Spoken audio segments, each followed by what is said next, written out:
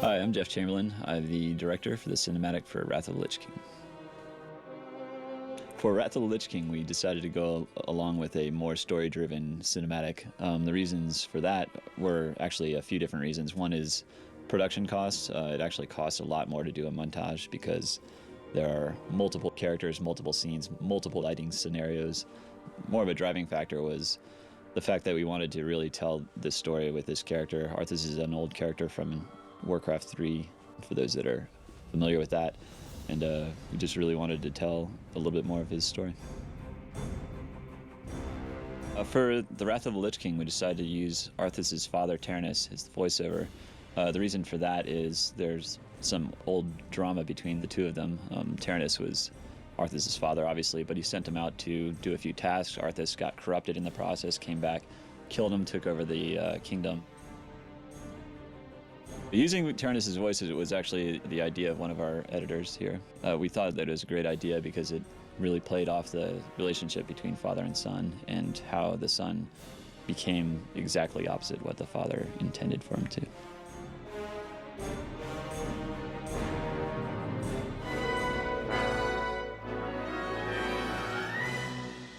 The Arthas model from Warcraft 3 was very basic. I think that was about 5 years ago. So we opened it up and took a look at it and realized that technology's improved quite a bit over time.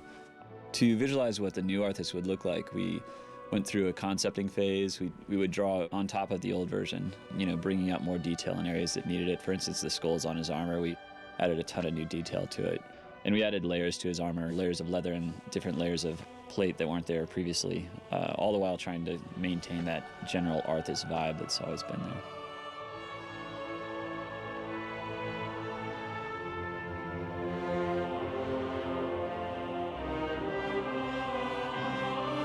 One of the more difficult things to do in CG is to create realistic-looking hair that moves realistically and renders realistically. We have a department specifically made for simulating hair and cloth.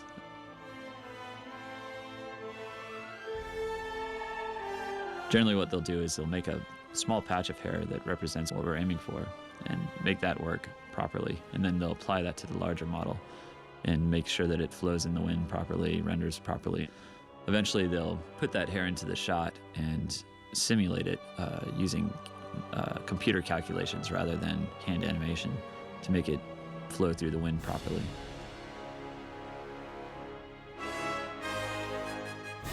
Not only does our modeling department handle all the models, they also handle all the surfacing that occurs on the model, how light interacts with the surface, whether it's reflective, whether it's matte, whether it has a speck hit on it, or various parameters that make the character look as it does. For instance, on skin, there's a parameter called subsurface, which is basically the calculation of light bouncing through the surface rather than bouncing off of it. Another challenge with Arthas and his sword Frostmourne is the metallic nature of it. It's always a fine balance there to get it reflective enough, but not overly reflective. If it's overly reflective, it will seem too CG, and if it's not reflective enough, then it ends up looking dull and stone-like.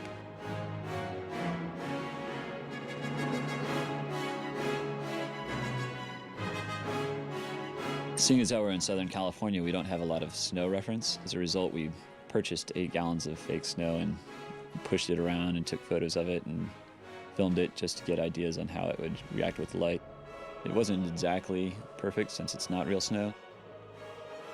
We went to places like Mammoth or Alaska and took photos and filmed reference. We then used that as a basis to create movement of snow falling from the sky, for instance, or being blown in the wind, or how it diffuses light as light passes through it. There's really no better reference than real life. We spent a lot of time on how wind affected it and how it fell, and it really changes per shot based on the mood of the shot. In the early part of the show, it's a lot calmer, and toward the end when things really pick up, we get it a lot stormier.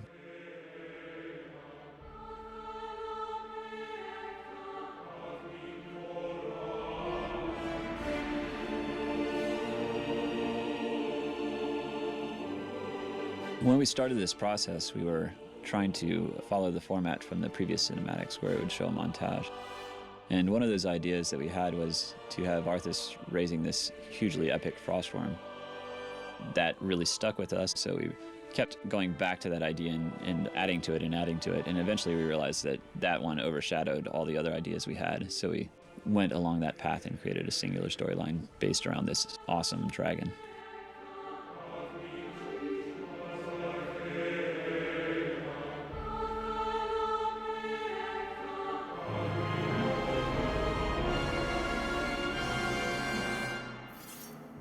My name is Aaron Chan, and I'm the lead animator for World of Warcraft: Wrath of the Lich King. On this project, we had 2 animators full-time. It allowed each animator to stay consistent with the character and really explore what each character is thinking. We didn't use any motion capture for the characters in this project. Everything was hand animated. As for animating Arthas, we just found as we went along and explored different ideas with him, it was best if we kept his movements very, very simple and subtle and deliberate. It really helped sell that